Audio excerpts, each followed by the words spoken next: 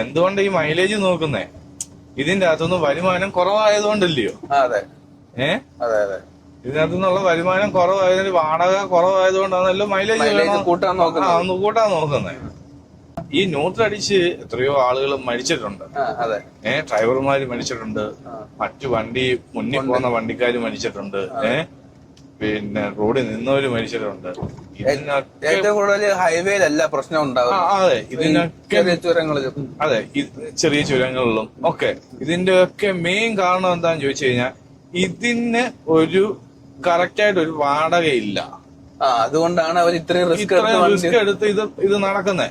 അല്ലെങ്കിൽ ഇത് കിലോമീറ്ററിന് ഇത്ര രൂപ, ആർക്കും അങ്ങോട്ടും ഇങ്ങോട്ടും നഷ്ടമില്ലാത്ത രീതിയിൽ കിലോമീറ്ററിന് ഇത്ര രൂപ എന്ന് ചോദിച്ചാൽ എല്ലാവരുടെ കയ്യിലും മാപ്പുണ്ട്. ആ മാപ്പില് ഇപ്പൊ ഏത് സ്ഥലത്തേക്ക് അടിക്കണ്ടേ ആ സ്ഥലം അടിച്ചു നോക്കും. ഇത്ര കിലോമീറ്ററിന് ഇത്ര രൂപ വെച്ച് എന്ന് കഴിഞ്ഞ് ഗുണിച്ച് ആ പൈസ കൊടുക്കുക.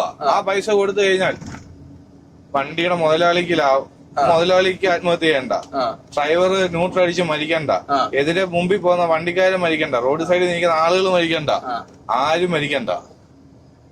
അപ്പൊ ഇതിനെല്ലാം ഉത്തരവാദി ഈ വാടകയുടെ പ്രശ്നമാണ്, അല്ലാതെ വേറെ ഒന്നുമല്ല.